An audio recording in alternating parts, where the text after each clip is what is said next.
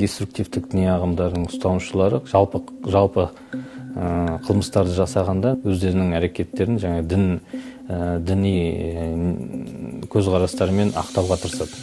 Жалпы мысалы біз жасаған қылмыстан табылған табыс, қылмыстан жасалған табысты біз баяғы өзіміздің дінімізді насихаттауға, өзіміздің жамағатымыздағы адамдарға көмектесуге таратамыз деген осындай себептермен ақтағысы келеді. Дегенмен ол өтірік, әрине, себебі ол қылмыстың бәрі жасалатыны жаңағы пайда күнемдік себеп. Мақсаттары жаңа пайда табу, қылмыстық пайда табу, оны өзінің иелігіне жарату.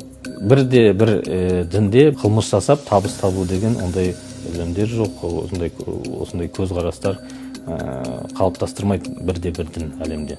Олар жаңағы мен айтқандай көбінесе жаңағы алаяқтықпен айналысқан, ақша бопсалаумен, қорқытып алумен, жаңағы ұрлықпен айналысқан қылмыстық топтар көбінесе әртүрлі өңірге қарай мына жаңағы деструктивтік діни ағымдардың ұстанушылар жасайтын қылмыстардың түрлері әртүрлі болады. Мысалы, әлеуметтік жағдайға қарай, экономикалық жағдайға қарай, жаңағы осы өңірдің табиғатына да қарай әртүрлі қылмыстар жасалады.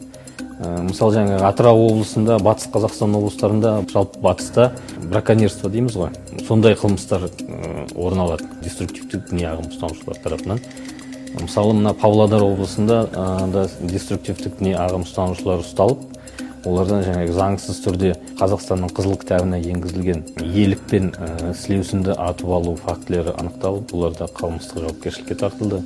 Өңірлерге қарай қылмыстардың ерекшеліктері бар дегенім, мысалы, жаңа Жамбыл облысында деструктивтік діни ағым ұстанушылары ұсталып, олардан бір осындай адамнан, мысалы, 7 килограммнан астам есірткі заты тәркіленген марихуана. Сондықтан қарағанда көрсеңіз, әрбір өңірде әрбір қылмыстың түрі әртүрлі болады.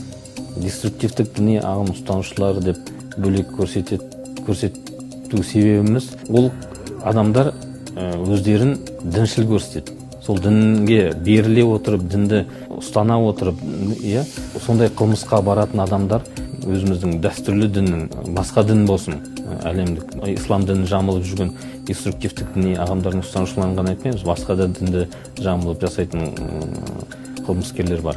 Осындай қылмыстар жасап жүрген адамдарды әшкерелеп, олардың шынайы түрін көрсетіп, бұлар ешқандай шынайы дінге, дәстүрлі дінге ешқандай қатысы жоқ екенін көрсеткіміз келеді. Біз дінге сыни пікір айтып отырған емес, дінімізді сынап отырған пікір емес, біз осындай материалдар көрсеткенде. Біздің көрсеткіміз келгеніміз, осындай адамдар дінді жамылып, осындай қылмыс жасап жүр.